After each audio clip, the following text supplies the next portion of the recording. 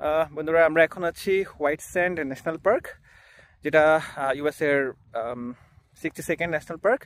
Comparatively new, 2019-এ এটা national park হিসেবে স্বীকৃতি পায়।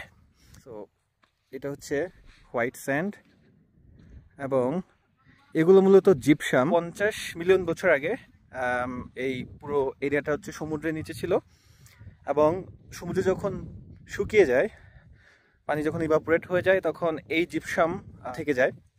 বরফ যুগের পরে, যেটা around 7,000 to 10,000 years ago, so বরফ যুগের পরে এখানে একটা লেক ছিল।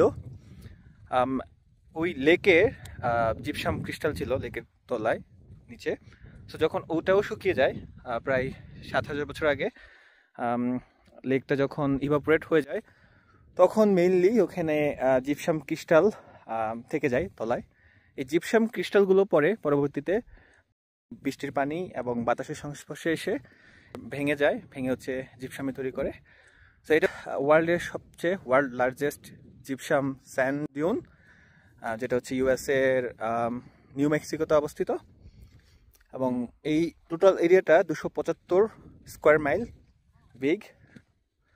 সো ইউ ক্যান সি প্রচুর মানুষ ঘুরতে আসছে এখানে। এটা কুকুর নিয়ে, একজন লোক কুকুর নিয়ে ঘুরতে আসছে।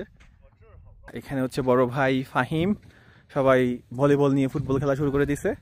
So that's the update. Thank you.